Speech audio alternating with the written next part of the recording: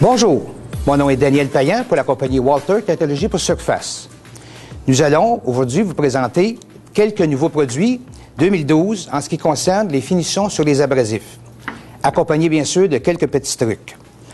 Tout d'abord, c'est bien important de s'assurer lorsqu'on entreprend un travail que l'endroit auquel on va travailler est pas en désordre, qu'il y a seulement que les pièces auxquelles on aura besoin, s'assurer qu'on porte des lunettes de sécurité, des gants pour se protéger les mains, un manteau qui n'est pas détaché, qui est bien confortable, et bien sûr que les pièces auxquelles on travaillera sont bien fixées sur la table de façon à ce qu'il n'arrive pas d'accident fâcheux.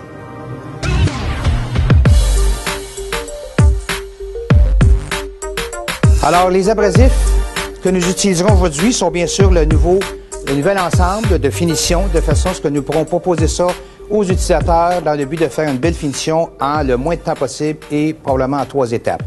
Ce que nous utilisons ce matin, ce sont les nouveaux kits avec des tampons de soutien au velcro qui pourront se marier avec nos tampons de finition, un Blendex pour arriver à une 2e étape après avoir dégrossi avec notre sablé et bien sûr à la fin utiliser ce nouveau produit, cette bande en stainless steel autocollante qu'on peut couper la longueur qu'on veut et qu'on pourra venir coller ici, faire notre finition, pouvoir marier les deux côtés ensemble. Alors, en première étape, notre meuleuse est branchée, notre abrasif est bien fixé.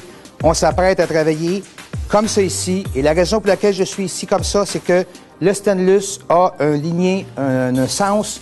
Alors, c'est important de suivre le même sens du stainless de façon à ne pas défaire le grain. Ce qui serait mauvais, ce serait de venir travailler ici et je déferais tout mon grain. Donc, ma pièce est bien fixée. L'important, c'est d'enlever en premier lieu le cordon de soudure pour arriver à une belle finition. En premier lieu, c'est important, bien sûr, de nettoyer la pièce, la dégraisser. On sait très bien que la pièce a toujours des corps gras, des choses comme ça. Il faut nettoyer la pièce avec un produit, notre fameux produit Uno, dégraisseur, qu'on applique et qu'on fait tout simplement essuyer.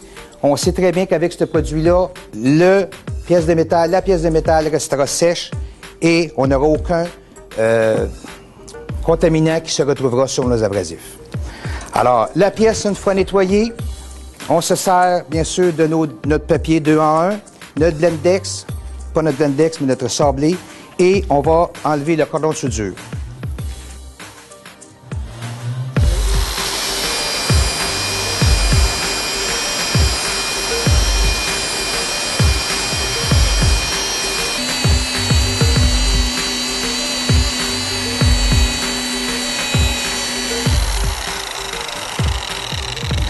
Alors, avec l'aide du 2 dans 1 de 4 pouces et demi, qui est composé d'un Blendex et d'un papier sablé, nous sommes arrivés à, en respectant le grain, le ligné du stainless steel, nous sommes arrivés à enlever carrément, comme vous le voyez bien, le cordon de soudure. Donc, en 2e étape, ça sera de ramener un filet ligné, de repartir un filet ligné avec notre outil électrique, ce qu'on appelle le LineMate, avec un tambour.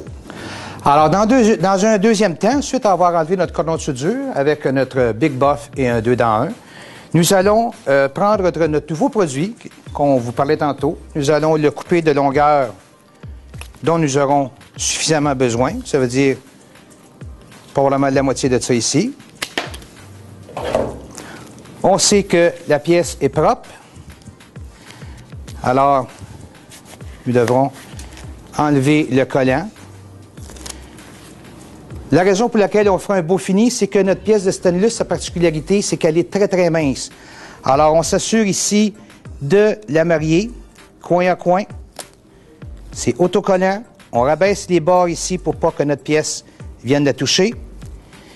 Et avec un outil que nous appellerons un LineMate, qui est fort semblable à notre Big Buff, mais qui est conçu pour travailler sur le côté, pour faire des finis lignés. Dans ce cas ici, nous avons installé un tambour médium, et nous allons travailler dans des vitesses pas trop élevées, ça veut dire alentour de 1400 à 2000 tours maximum. Alors, on branche l'outil. On s'assure de toujours bien partir l'outil, les mains tendues de façon à ce que si c'est mal fixé, il n'y a aucun danger d'accident. On ajuste notre vitesse.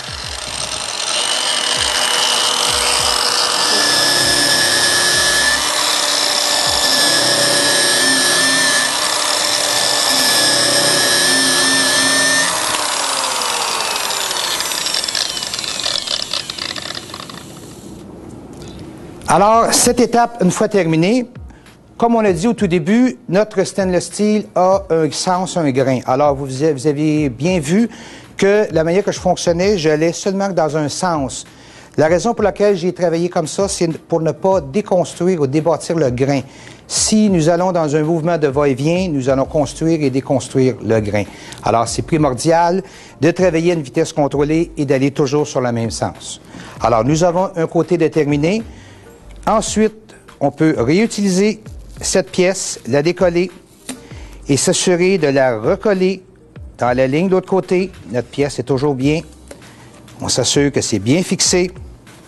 On les rabaisse un petit peu dans le bas et on repart pour faire l'autre extrémité.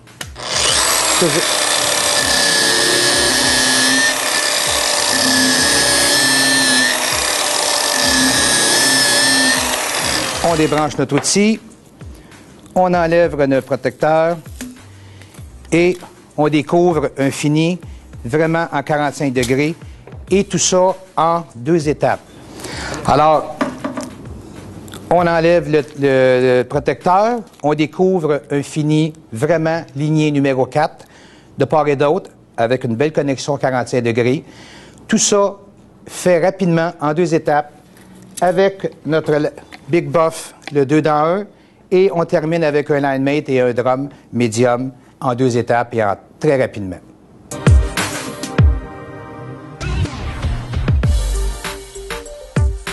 Dans un deuxième temps, on sait que certains de nos utilisateurs travaillent également avec du tubulaire. Alors, le tubulaire, certains d'entre eux veulent également avoir un fini, que ce soit ligné ou même miroir, mais que le fini s'arrête à un certain endroit. Encore là, nous utiliserons la meuleuse Big Buff à vitesse variable, le 2 dans 1 pour dégrossir notre soudure qui est dans le coin.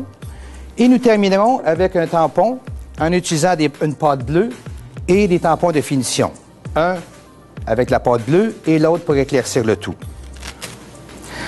Alors, notre pièce tubulaire est bien fixée à notre table. Notre client veut que son fini miroir ou ligné s'arrête. Alors, encore là, on peut utiliser une petite bande d'acier stainless de Walter qu'au préalable, on a coupé de la bonne longueur, qu'on pourra venir marier ici, soit en la collant. On s'assure qu'il y a un petit dépassement qui se produira.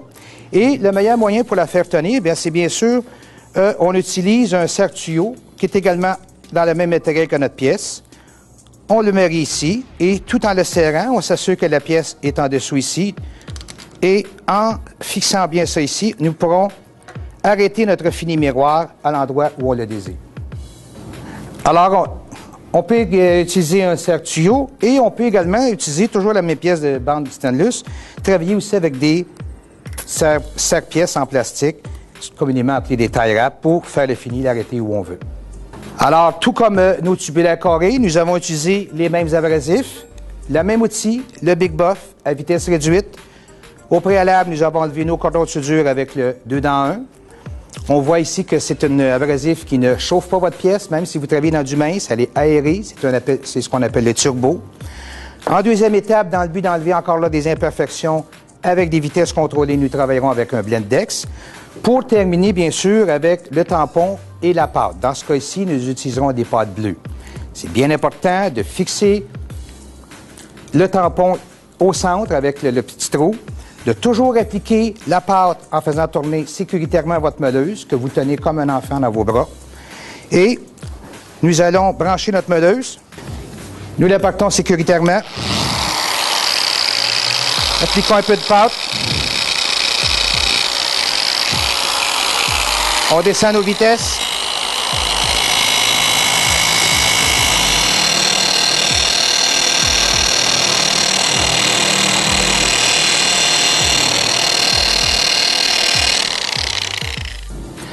Alors, nous voyons qu'avec l'application de notre pâte sur notre tampon, notre pâte bleue, on travaille à vitesse réduite et on laisse, comme vous avez vu, on laisse le temps à l'outil de travailler, à la pâte de pénétrer.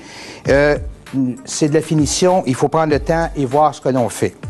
Alors, suite la pâte bleue appliquée, pénétrée avec notre tampon, nous ne rajouterons pas de pâte. Tout ce qu'on fera, c'est de reprendre un tampon propre et venir enlever, bien sûr, l'excédent et polir pour donner une finition miroir.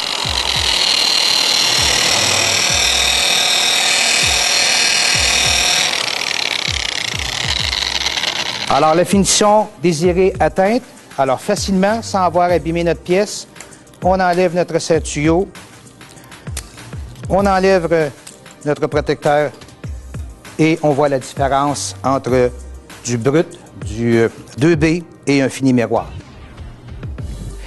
Alors, la plus belle preuve qu'on peut démontrer pour un fini miroir, c'est lorsque nous pouvons lire en reflet sur la pièce que nous avons polie, ce qui est indiqué sur la carte. Vraiment, ça, c'est un fini miroir de bonne qualité en peu de temps. Alors voilà, voici quelques nouveaux produits 2012, avec bien sûr accompagné de quelques petits trucs qui, j'espère, sauront vous aider à sauver du temps et de l'argent, bien sûr. Et pour toute information, n'hésitez pas à nous consulter sur notre site web www.walter.com et à bientôt.